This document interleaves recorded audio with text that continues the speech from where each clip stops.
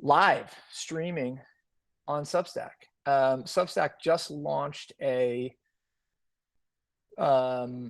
live streaming product today available for everybody. And so I thought it would be interesting to try it out since SIC Talk started as a live stream conversation, right, on Instagram back in the day during the pandemic. And so this is going to be an experimental, interesting conversation with Austin, who runs podcasts and videos at Substack. And we'll hear a little bit about what that stuff is. We'll talk about links this week. And then all this stuff will get turned into the product, of course, for the broadcast more widely tomorrow. Austin, what's up, bud?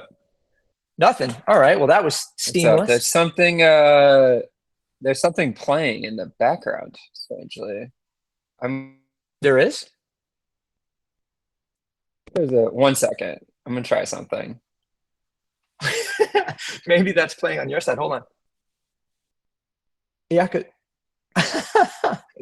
This is cool, actually. I mean, in the pandemic, deep pandemic days when we started SIC Talks, it was like nobody knew how to use these live stream things. Everybody was messing up. There were signal problems. I lived in the woods, so the wind would blow and people would come out. So nothing on my end. Interesting. Talk about that a little bit. What nothing on my end means. Oh, wait a minute. Okay.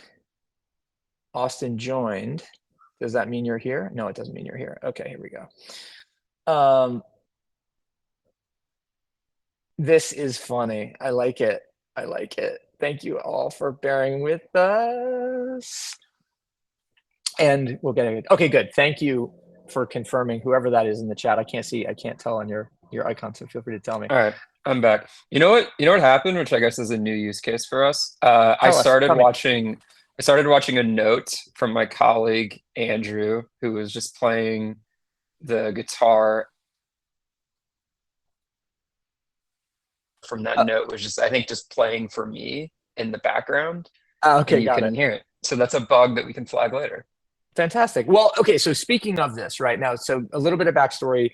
You are the video and podcasting lead at Substack. We met several months ago. We were introduced by our friend Blake, who works in media investments, and he said, "Oh, you should meet Austin. He's a good guy, and he's got stuff going on. And we live close to each other and have gotten to be buddies." But the reason that we're live today is because this live stream product just went live for all Substackers, right? All bestsellers to start. All bestsellers. We'll roll out wider in time. Got it. Okay, cool. So, and the idea, generally speaking, is it's like you want people on Substack to have voices that extend beyond the written word or the sort of multimedia visual ecosystem and into audio, video, so on and so forth. Yeah, we want people to be able to drive revenue and growth through subscriptions in any way they want to. And I have spent a lot of my career working with writers. I worked at ESPN for a long time, managing Zach Lowe and Kevin Arnovitz and other big writers. And I know for them, these people who took their writing really seriously, a thing that they identified with very quickly in podcasting in particular is oh, this is easy. Oh, this is a great way to mix things up. It's a great way to show more personality. And so, I don't know, I, as the person kind of overseeing video and podcasting here from the partnership side, I both really hope that people who love writing don't feel an enormous amount of pressure to do video if they don't want to. It's not for everyone. This will always be a platform that's a home for great writers, but I think it's a really great way to connect more deeply with your audience, to do things that feel more off the cuff and intimate and more accessible. Right. And then the thing that we're most excited about is taking a different model, taking the subscription model and applying it to video in ways that I think haven't fully been done before, and that will hopefully increase the quality of the conversations and the things that are made. Can you talk about that a little bit? What does that mean? So I think, I mean, my favorite thing about working at Substack is that you're and working with like people like you and the other like writers and podcasters and video creators I work with Yeah, is inherently people are incentivized to make things that are just good, like hmm, good and engaging, because in a subscription model, that's all that works. And if you're on another platform, if you're on YouTube, which is great, you're actually like primarily incentivized to make something that has a good thumbnail and a sure, good title and that gets people to stay on the video for as long as possible. And they're just different incentives. On TikTok, there are different incentives. And I sure, think to get someone to pay, not just to unlock like an individual video, but pay you to become a monthly or paid subscriber, whether it's with video or podcasting or writing, I think the curve kind of bends towards quality, whatever it is, right? Like this conversation has to be engaging. I have to be like an appealing guest for someone to convert to paid to get access to this live if it were a paid sure, live. Whereas like the incentives are different if it's advertising based or if it's like sure. time and engagement based. Got it. Okay, but when you say the trying to like richen, that's not a word. We're making up Enrich? words. Yeah. And enrich and deepen the sort of video experience. That's more through literally the quality of the conversation, the quality of the programming, as opposed to through bells and whistles, filters, lightning bolts, all that kind of Yeah, shit. I mean the videos that are performing the best on Substack, and by performing the best inherently, that's what I mean is like making the most money, Hmm. are pretty lo-fi. They're pretty accessible. It's like someone is saying something straight to camera that is smart and interesting and Sure. unique, and they're doing it in a timely way. Certainly, we want it to look good. We're investing a lot, especially in like these like automatic clipping tools. And a lot of the tools investment is around like how do we make it easier for you as an individual to run a media business? But I think ultimately, at least in the short to medium term, like the things that will really work is the more like accessible lo-fi video stuff in the subscription space. Yeah. Well, okay, good. That makes me happy because, as you know, I'm tremendously lazy and not very well planned, and so on and so forth. Yeah. Yeah, it's good. Like it's good. I think it's like it's exciting to people to hear and to see in the data, right? That you don't Yeah, need to invest a bunch of money in equipment and production for video because ultimately, again, it comes down to the quality of the conversation and like the yeah, yeah. audience attachment to what you're doing. Well, good. Okay, so for those who don't know, Sick Talks is meant as a companion conversation to Sick Weekly, the Thursday digestive developments that I send out that has, all of the things that I found interesting over the course of the week. And what I ask guests to do is to pick out 3 or 4 stories that they thought were interesting to talk about and to use as a spine, right? I want to talk about other stuff too. But you sent me 5 stories that I thought were interesting. And the one I wanted to start with was the New York Times story from Monday about the customized drink being out of control. I will say this one thing, Austin, that I immediately found lovable about you was that when we sat down and had breakfast the first time, we talked about a restaurant around the corner from me, and you said, "Oh yeah, I did some time as a chef in that restaurant," and I was sort of like, "Wait a minute, you mean the bear is now running video and podcasting at Substack? Like, what the fuck is going I on?" did. I did become a line cook before getting fully bear pilled. I watched the bear after, which I do like to clarify to people. Yeah, I didn't just desperately try to become Jeremy Allen White. But I just thought, I mean, I thought that was really cool because I just like, I mean, I'm a big believer in the idea that multifarious experience is what makes people's points of view interesting, and that you have to be able to see a problem from both sides of the line to really understand it. But also just because the food, this was at Cool World or Cold World, Cool World. Um, Both bad names for a restaurant. Either one. Good, great Ghostface Killer song. Bad name, restaurant Yeah, name, yeah, yeah. restaurant name. But the we bonded over the Welsh rabbit, which was amazing and was just my favorite thing. And Marcella and I would go down and drink martinis and help the Welsh rabbit. But so what was it about this drinks thing? Was that like PTSD from being a part of their restaurant business? I mean, I write about food and restaurants on Substack every week too, which is also like I was like looking for one you sent me that was related to this. This is like this topic that is about my favorite quote from this piece is a 40-year-old saleswoman, of course, in Fort Worth, Texas, a very appropriate place for this story to be set, saying you have to be an individual. You can't just get a black coffee when you're ordering a drink.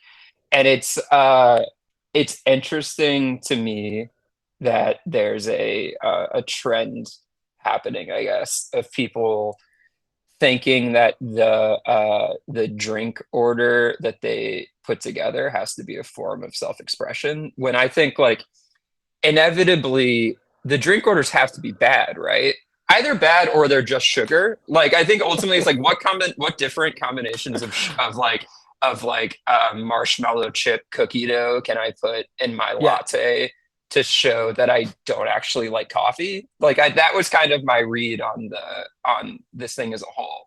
But the thing that I keep reading it and I'm like, oh, they're actually kind of making fun of me too, because there's this other quote from a TikTok influencer who's talking about how like ultimately what you're holding in your hand is like a status symbol. Yeah. And I was like, I can't actually identify with this, because to me, it's like if I'm holding my like Maru coffee in my hand, that is just a black coffee. It's also a status symbol, and there's different forms. Yeah, of status. Of course. Yeah. Of course. Well, I mean, it's a different kind of, if you know, you know. The the idea of, and that particular influencer who's, let's see, that's Josiah Varghese. No, hold on. Yeah, actually TikTok influencer and Starbucks barista, right? So doing double duty. Crushing it. Yeah, honestly, said, you know, you can carry it around to show people this is me. I don't know.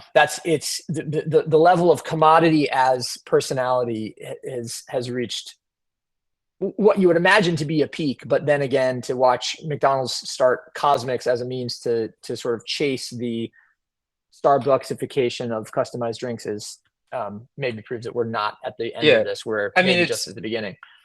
It makes sense as a business and marketing move, both to upsell people nonsense and to and to like build excitement around whatever it is. I just like look at this stuff and I think like these people don't actually like coffee and they don't actually like drinks. They just want dessert. It kind of relates to the one of the other links you sent me around like not wanting to do a return to work, because I think one thing people really like a common thread in the story is like, oh, I have survived this 2-hour block of my workday. I deserve a little treat.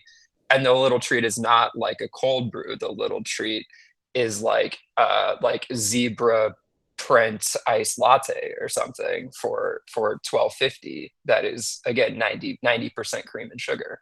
90% cream and sugar. Interesting. That's funny. The treat culture. And just the general sense of deserving of those treats. You're right. Someone in here calls it an emotional support beverage, which it's very difficult not to be rude about that terminology. Well, how do you mean? I don't know. It would be hard. Like, say if I was hanging out with someone. If I was hanging out with someone and they told me, can we take a little break so I can go get my emotional support beverage? Oh, yeah. That's yes. I think I would have a hard time taking that seriously. Yes. Okay, fine. So yes, of course. Presented in situ, it would be hard not to be rude about it. I thought you meant that it connoted there was some sort of rude connotation there that. Oh, no. Yeah. Well, okay. So first of all, those who are listening to this or watching it after the fact, I will say one thing that I am enjoying and sort of re-engaging with is the live comment stream that's happening much more like a Twitch stream than anything that I've been doing recently with like fixed recordings. So it's nice to see people, and it's nice to see familiar faces in here, both from Breakfast Club and from the SIC newsletter subscriptions. And everybody, hi guys, how you doing? And it's hard to tell exactly whose icons these are, so forgive me, but whoever is saying, don't throw shade on my little treat. My little treat sustains me, and keep the government's hand off my little treat. I'm pro little treat. Like the amount of times again, actually, I don't know if you know this, like 3 weeks ago, I gave up on New York and moved to Los Angeles. And so I didn't know you had given up on New York. I gave my 2 years, and I conceded that I am too soft. I actually I give fully into emotional support culture by just leaving New York for LA. And around 2 or 3 p.m. I will go to All Time and get a little like mochi cake and latte. And I think the thing that I'm bumping up against here is the actual the orders themselves. And I think I really want to challenge these people ordering these custom drinks on whether or not they're good, whether or not a drink with 8 modifications is actually good. Yeah. Well, and right. Not to get into too much emotional support beverage, but like what emotional need does it actually, or what need within Maslow's hierarchy does it actually address? So one thing, as you were talking about the coffee part of it in particular, in this comment about you can't drink black coffee, that brought to mind as a food and drink writer and person who pays attention to that universe from, again, both sides of the aisle. Have you watched the Apple TV show Omnivore, the Rene Redzepi? Sure. I have not. Yeah. I would recommend it. I think, ironically, it's sort of weird because the first episode to me, which is about chili, is the slowest and sort of least consequential, and then the next 6, I haven't watched the last one yet, which is about corn, but the next 6 are all very good and worth watching, particularly the tuna one, which is just bananas. Anyway, so there's a bananas one also. Yeah. There's bananas. What are you getting from the show as a consumer? Like, is it educational? Is it entertaining? Yeah, it's educational. And the reason that I bring it up is because essentially it's 8 episodes. And what Redzepi does is he and the makers of the show is that they look at one ingredient or one comestible commodity, right? It's chili, it's tuna, it's coffee, it's bananas, it's rice, it's pork, it's corn, and it's one other thing which escapes me at the moment. But the reason I bring it up is that they go into the places of origin for all of these food items, and they talk about the ways in which they bring to life the global food system, the ways they are shared across culture, so on and so forth. The coffee one really draws attention to the fact that the economic system behind coffee is totally broken, and that coffee really ought to be massively more expensive. It does. The show doesn't say this. It allows you to draw this conclusion. My guy Matt Rodbard was on Throwing Fits last week saying all good coffee should be $10, and I could not be like plain ass coffee, black coffee, latte, whatever, and I could not be more on board with this take. Yeah, well, so it as somebody who is both old enough to remember literally 10-cent coffee, and also somebody who appreciates everybody within a value system being paid properly. It's an interesting dichotomy, and I wondered whether you had seen it, because I just thought I think you'll get it. I think anybody would appreciate it, but I'm excited to check it out. I mean, all this stuff kind of it reminds me how much I just want to be treated like an adult at these establishments, and more of just like, I just want to go to a restaurant or a bar or a coffee shop and be like, we have like normal stuff done well, or like we are well intentioned in this place, and we're not trying to either like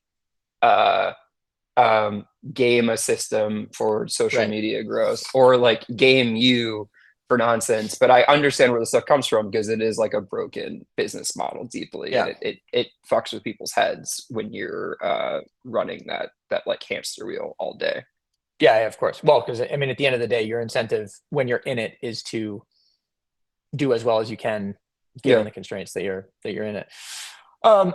Interesting that to that end, I thought part of what was interesting about or what was um, fascinating about the whole live stream and the move into video and podcast, your sort of rubric within Substack, is the way in which it allows the writers to dimensionalize what they're doing. And you talked about this a little bit earlier, but it reminded me a little bit of another piece that you brought up, which was in Neiman Lab today, about why journalists stay journalists, right? We know why they leave. They're not paid well. It's hard work. The industry, generally speaking, is in decline. But why do they stay? And the big takeaway is they stay because they get paid to learn. And this strikes me as a means by which you facilitate a certain level of learning. That's certainly what I use it for, and hopefully what people take away from SIC. I wonder what struck you about that article, though. Yeah, it reminded me of, again, being back at ESPN and mostly feeling like the journalists I work with were not very happy. It's like I think it's very tough in a large media company to feel anything other than anxious all the time as a journalist. It's like a very precarious, anxiety inducing place to be. But a thing that I've seen over and over again with people who are independent, whether it's on Substack or Patreon or somewhere else, is that like I find that joy particularly resonant, whether it is like a side project you have where you're writing occasionally or creating podcasting or video occasionally, or it's your full-time job.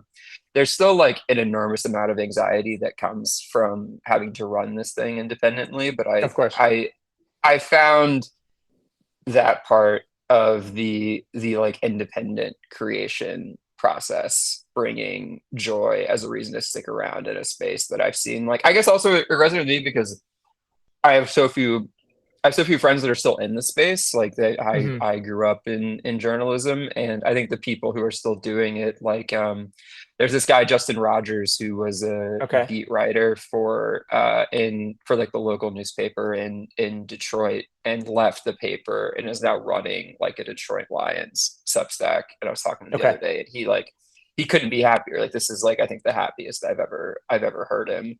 Because he gets to do it on his own, and I guess I'm excited about that as a model, as someone who's seen this profession like beat so many people out of it, unfortunately.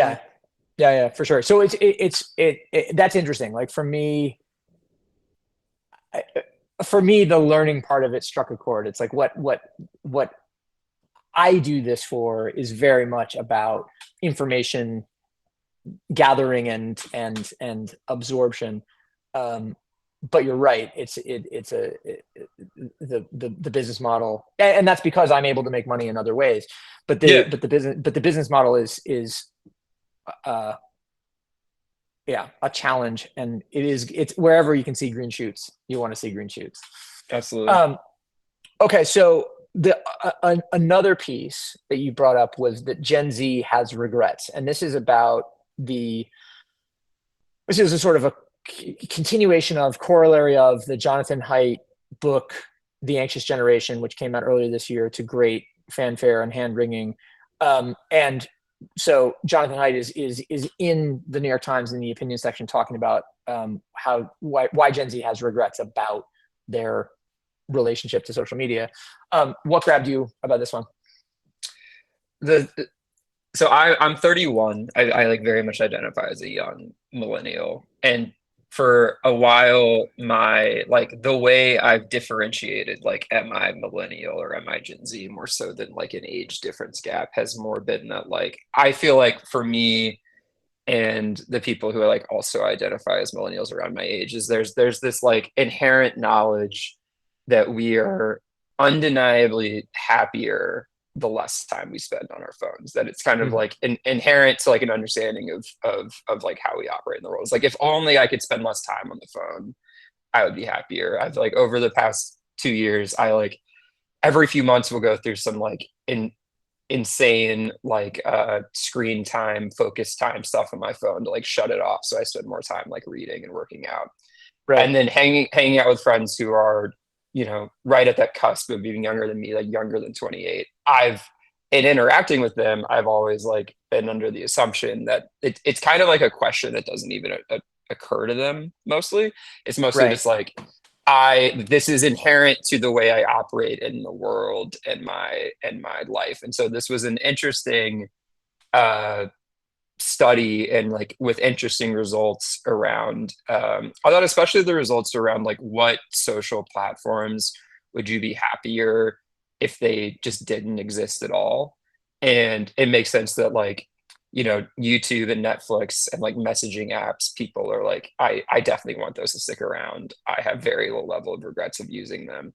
Whereas like Snapchat and TikTok and Twitter and Facebook are very high. Like, I just wish this could be like wiped off the fucking planet and never like, I would be so much happier if I have them. And there's a part of me that was just like, oh, this is like cool to see. It's cool to Yeah. see that there's a very real level of awareness around that. Like, I think these things that are inherently designed to make you feel bad, there's like an acknowledgement that they do, and maybe They do, like yeah. a push towards avoiding them. Yeah, the thing that I found interesting, especially as it relates to my chief, interrelation with Gen Z is through my children, right? My son is almost 18. My daughter is just turned 15. And the statistic that you cited here, which is essentially respondents wished these products had never been invented. Instagram, 34% of respondents, Facebook, 37%, Snapchat, 43%, and the most regretted platforms of all, TikTok at 47 and X, Twitter at 50. What surprises me about that is that I would have thought Instagram would be much higher. I would have thought Snapchat would be much lower, primarily because of Snapchat's primary use as a messaging app among my kids, and Instagram's primary use as a platform to flex and stunt and shame and envy. So I that was the thing that was interesting to me about it, was the order of which these things. Obviously, X is a nightmare. I mean, I you haven't used why. Snapchat. I haven't used Snapchat since I was like flirting with girls in college, so I don't really know what's happening over there anymore. But It's a lot I of do. pictures of it's pictures of the side of your face for like no Exactly. reason. Yeah. It wasn't good flirting. I love Instagram, but my Instagram experience is like following. I think I maybe follow like 500 accounts, mostly like for work purposes, and Right. like 470 of them are muted, and the only things I see on Instagram are like things from 30 people who I'm actually like close friends with, Okay. or like updates from Intramural on like what vintage drops Bijan is doing that week. And it's like it's a very pure, lovely experience that I would never want to go away. Right. Okay. All right. Fair And enough. I think a thing I appreciate about Instagram is that you're actually very able to control your experience on that platform in ways that I think are not as possible on other social media That's competitors. interesting. It's no pun intended, chirping in your ear a little bit less, maybe. Yeah. Yeah, that's it. That's intriguing. When the Jonathan Haidt book came out,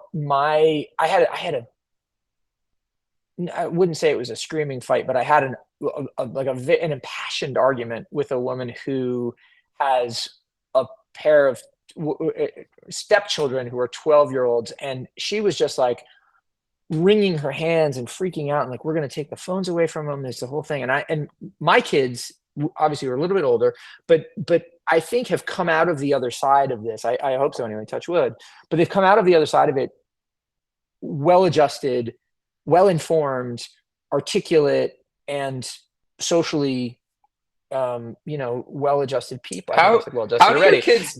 How do your kids get like information like that is like trustworthy and valuable? Well, okay, so trustworthy is a question, and I because we know how much misinformation, disinformation is out there, I don't want to speak to how trustworthy the information they get is, because I'm not seeing it in the full volume of it.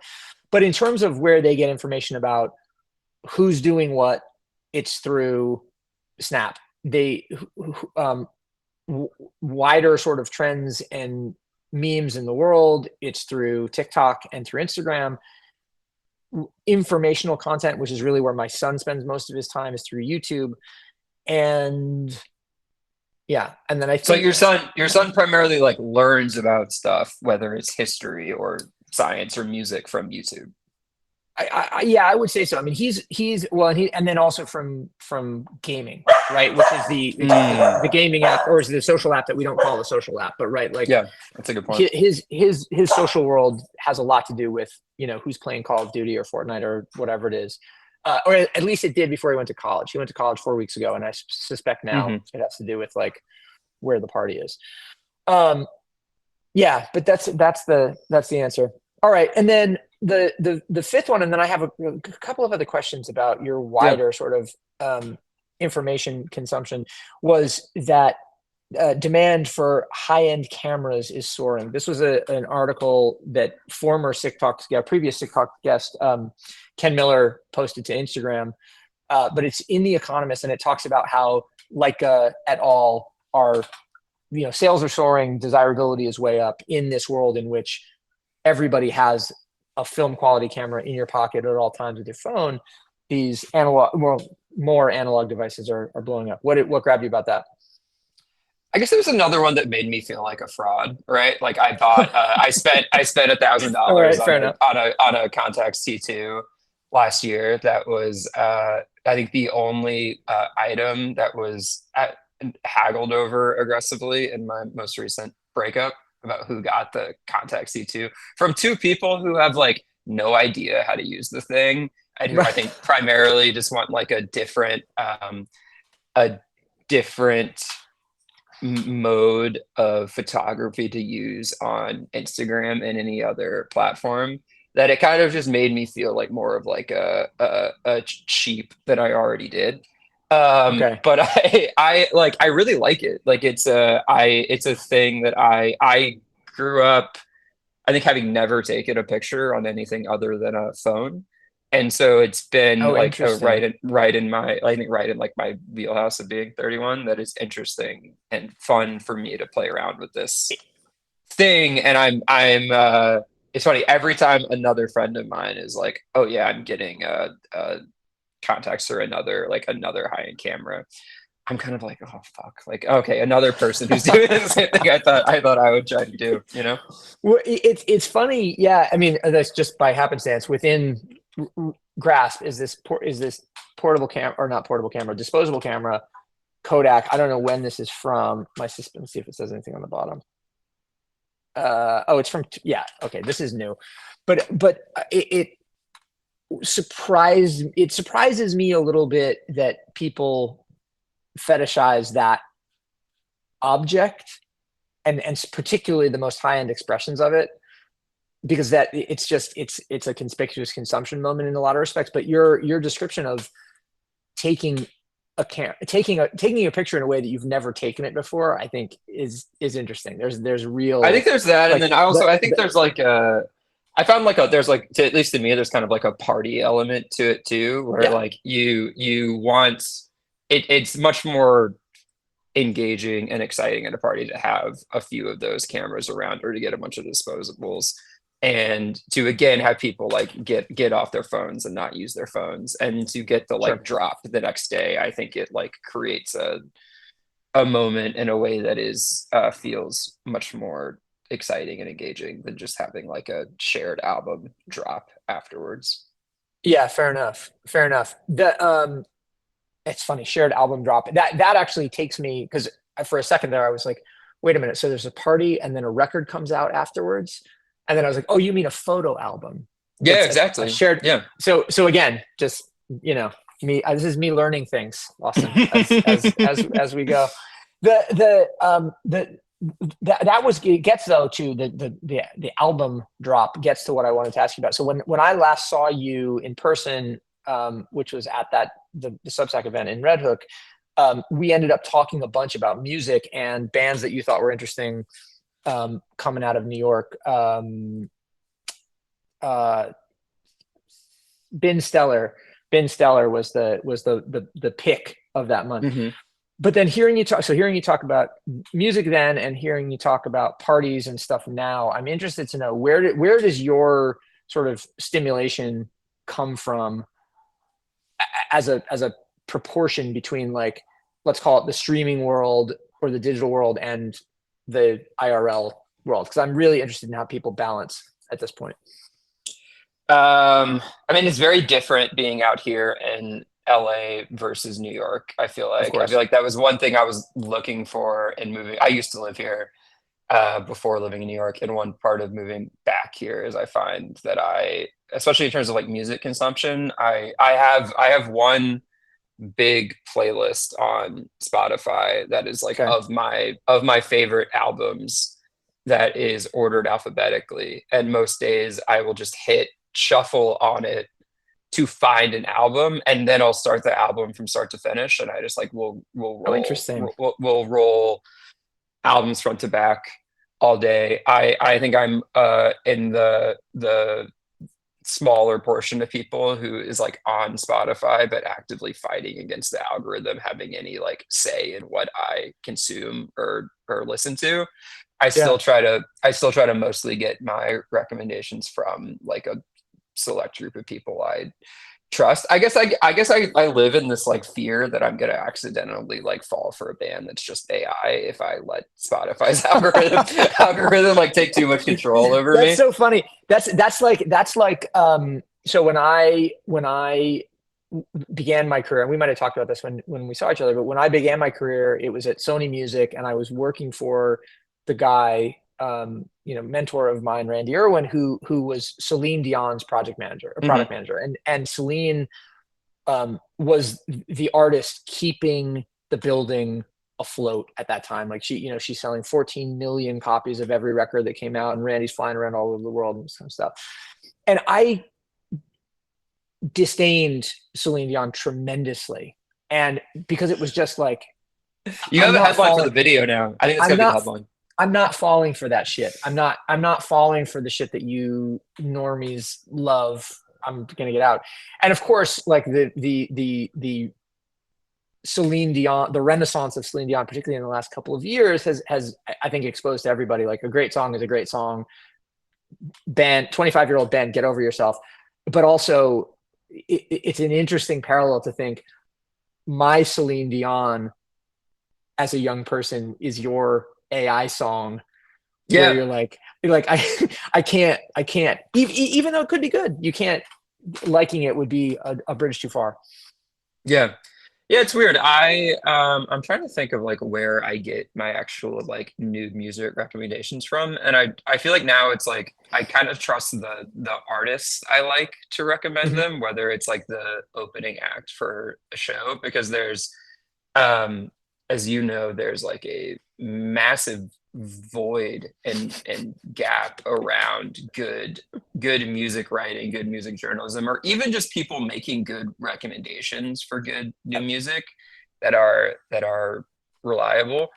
And so but I also, like, again, I think I'm at the point in my life too where I don't consume as much new music, and I just like to throw on Katie Crutchfield's discography from start to finish if I need to listen to something.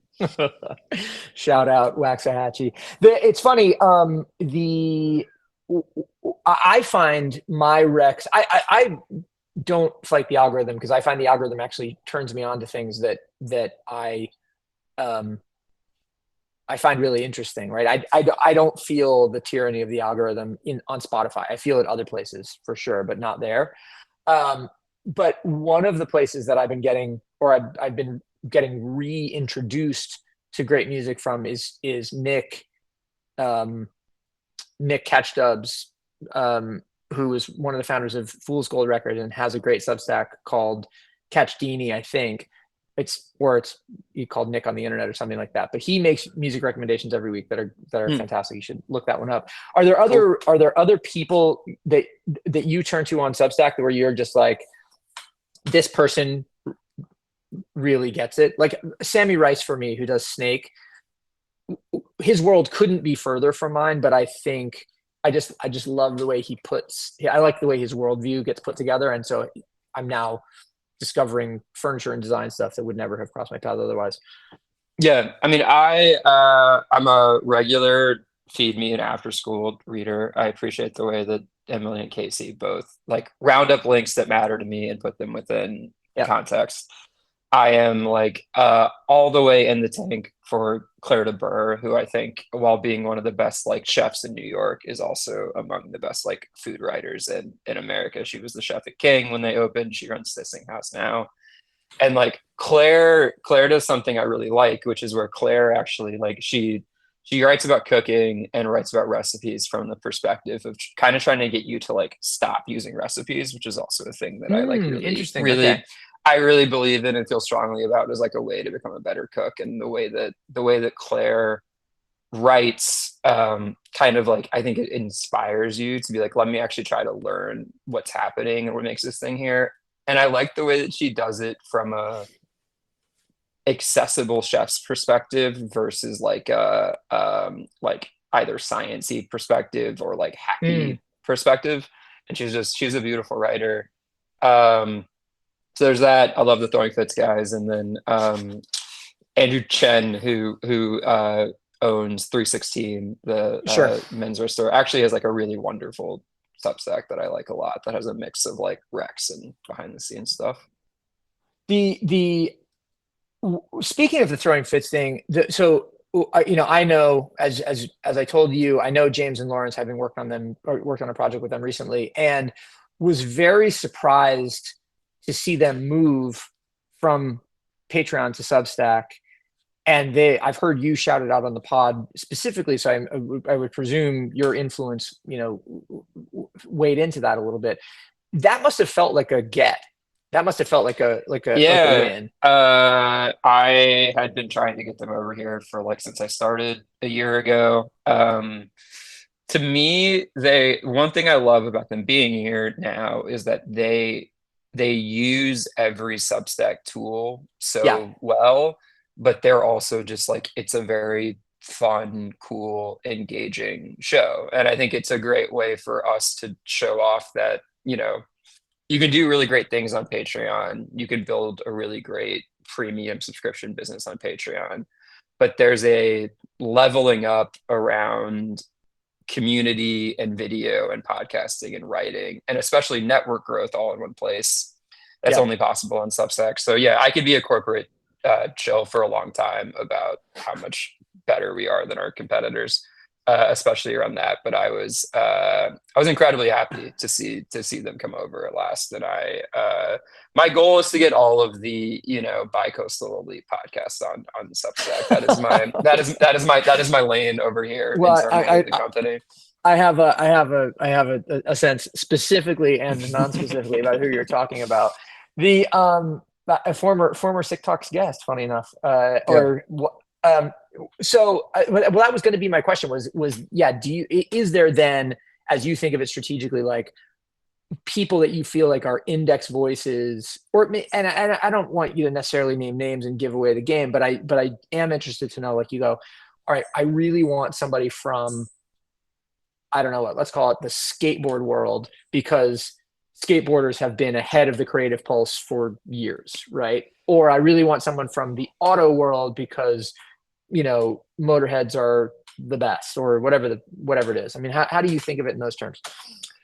I mean, I think not just as we were talking about, I think musicians have the best like opportunity for us versus anyone. Like, I think the audience attachment to musicians is incredibly high. The fandom, yeah. The fandom is incredibly high. They are especially like when you get beyond the absolute 1% tier, like Olivia Rodrigo or something, who I think I would still love to have on Substack. It's a industry in which the financial model is like absolutely messed up too, right? And so it's actually a place where like one of my favorite bands, like Car Seat Headrest and Will Toledo, have a Patreon that they use. That's kind of just like, we actually kind of don't make enough money being actually a very successful band. But if Will wanted to run either a podcast on Substack or kind of like, again, less of like the tip jarry nature of the way that like a musician on Patreon operates, and much more of like, hey, this is actually the home for the true fans around this band. Like there would be a cool thing that it's like, oh, we're gonna do a song from the archives tonight, and the like our paid subscribers on Substack in the chat like picked what it is or something. Yeah. The music thing I think is particularly ripe and interesting to me as also a thing that I think could drive a lot of audience to the platform. And the nice thing here again is that like audience just in terms of eyeballs is pretty meaningless to us, but audience in terms of like more potential paid subscribers for everyone has an enormous benefit. Yeah. I can imagine. I love that, by the way, as just a sort of crystallized point, right? An audience as eyeballs is meaningless, because if there's one thing that the digital marketing or the digital media ecosystem of the last 15 years has proven us, is that eyeballs are meaningless, right? All the metrics around them are meaningless as well. Like I was talking to Substack this morning about like their total view count. And I was saying that like there's nothing about this is real, right? Nothing about like your open rate it's directional, but like the ways in which these like external email clients are messing with the tracking of that it's all very difficult to judge. But the money is real. The paid subscriptions are real. Yeah. It's like a real metric that you can actually pay attention to. Yeah, well, that's the thing that you know, I don't know if you saw, but I launched volume 7 of SIC a couple of weeks ago, and with the intention of having a very particular number of subscribers to get to, with the hope that the you know, paid subscribers as a percentage follows with that. But the whole investigation going into that was essentially like the numbers that I get seem messed up, and doing this massive cull of subscribers, which I'm sure the platform would tell everybody not to do, has actually been fascinating, because it's helped me understand better to what extent the interlocutors of our digital experience are actively fucking with us on a, you know, minute by minute basis, right? Are actively just controlling what we see and what we don't see, which is not to sound red pilled, but it's you know, a consideration you take into account. And so your whole like bending towards quality thing, I think, starts to become much more important, because at the end of the day, that's the thing that is actually that's the attraction, the gravity. Interesting. Well, Austin, anything else you want to shout out, or anything you want to throw to? Man, I'm glad. I actually, you know, I've been working on this thing more from like a comms and marketing site for months, and have not actually done a live video stream. So I was really happy with wow. So I mean, I've like watched them as a lurker, but have not actually joined one. And there we go. Again, cool.